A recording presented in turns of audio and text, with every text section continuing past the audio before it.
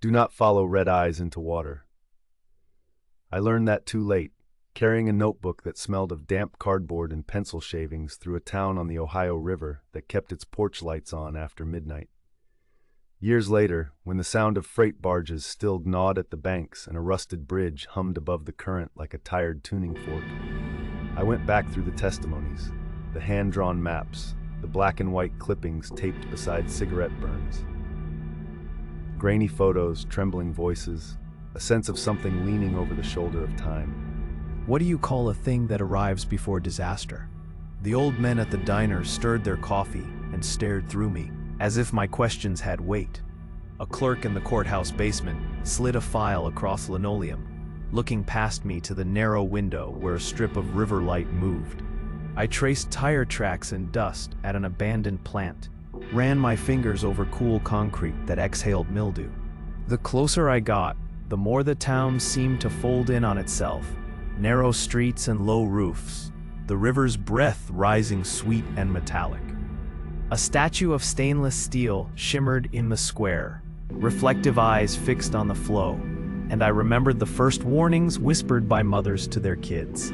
Keep in the yard, keep out of the TNT fields, keep the car doors locked. Every recollection threw off a tiny spark.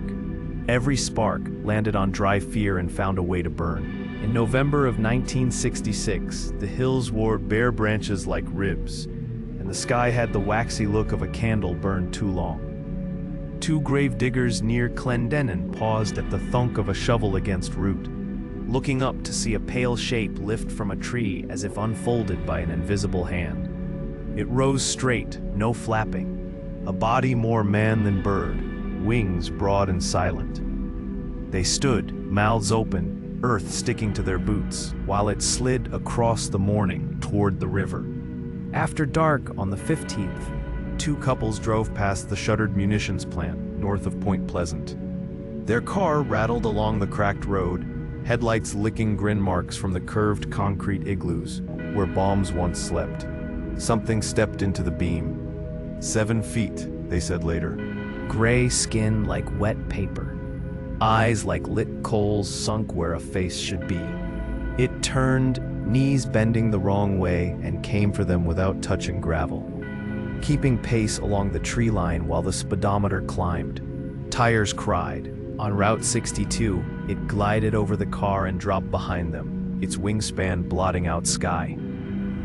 The driver's hands stuck to the wheel, sweat slick and cold, hair lifting with the electric bite of terror as their rear window held two cherry points, unblinking, floating close. They burst into town still shouting, knuckles creased white.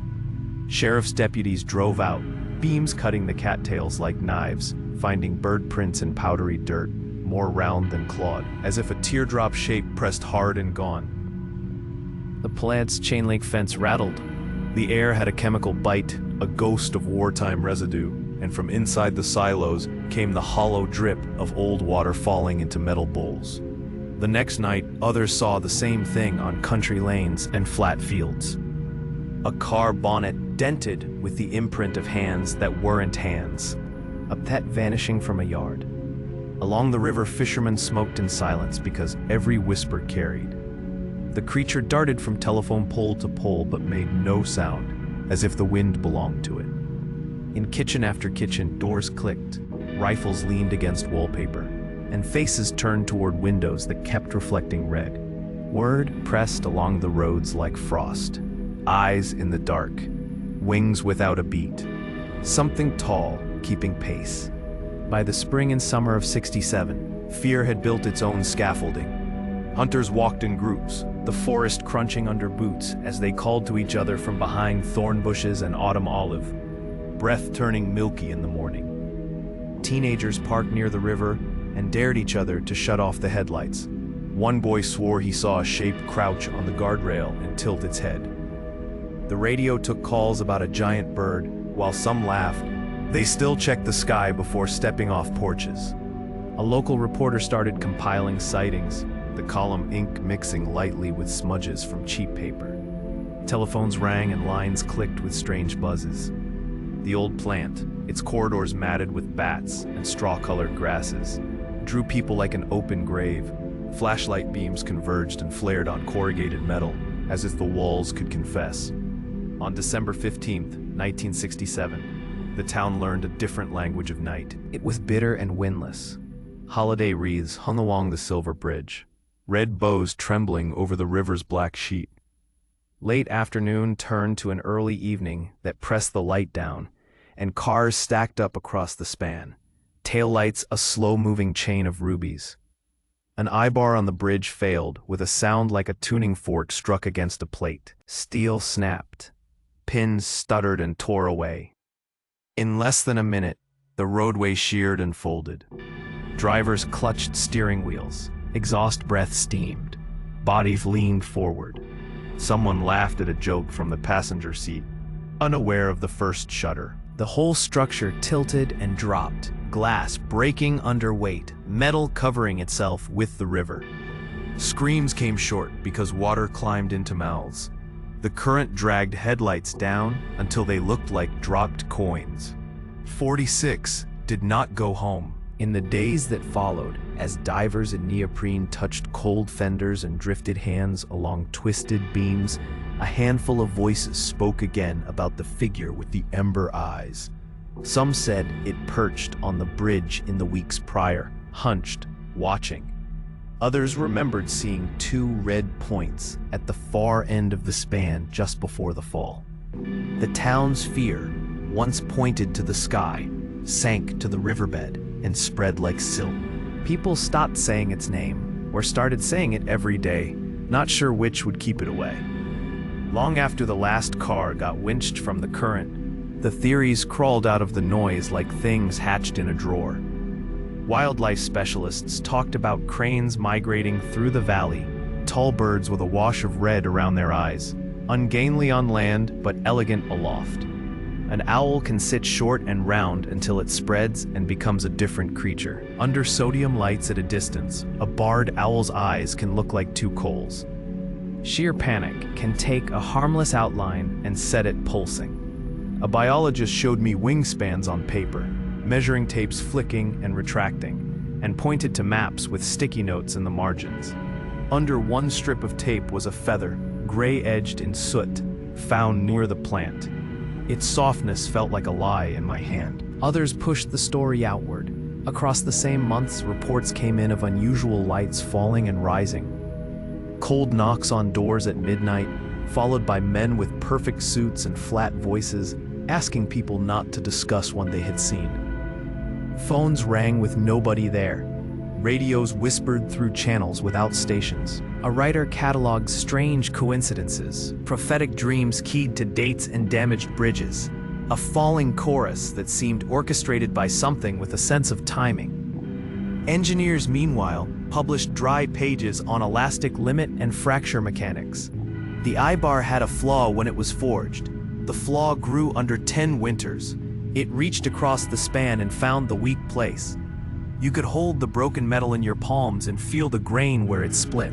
A folklorist from the university, hair like smoke, talked in a calm voice about disaster legends, about places that create figures to carry grief.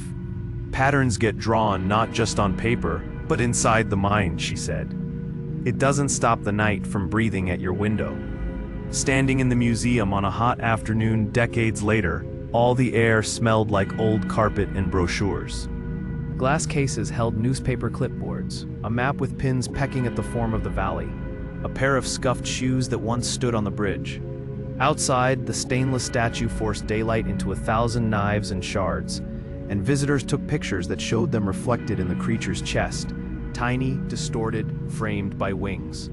The legend grew a town economy, a festival lit with string bulbs, fried dough steaming in paper boats, kids wearing masks with red eyes you could flick on with a switch.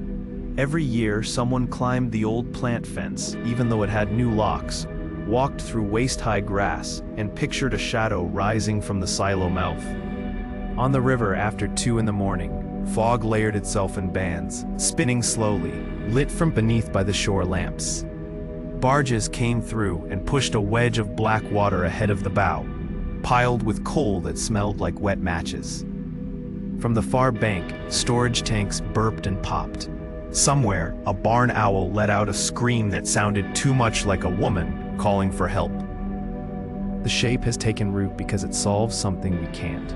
We carry it as a lens, a figure to stand in for what waits under bridges and behind guardrails. When phone towers blink red along the hills now, they look like eyes to anyone who wants them to. When a bridge trembles under load, you feel the echo of metal giving way. Folklore was never a chain. It was a ripple, knocked into the surface by an unseen hand, still spreading. The town wears it now, both shield and target, a story coating every surface you can touch. In the diner, the oldest men still stir their coffee and stare past the windows to where the river slides. Have we taught ourselves to see warnings in every flicker? Or does something still circle the river, drawn to our lights and our names and the way we pretend we're not afraid? If you ever find yourself on that stretch of road at night, leave the plant to its animals. Keep your headlights level and your mirrors clean. Do not chase what looks back. On the bridge, if a pair of red points lift and hover just above the guardrail, keep moving and keep your hands steady, because some stories stop being stories the moment you turn your head. Subscribe for more Midnight Legends.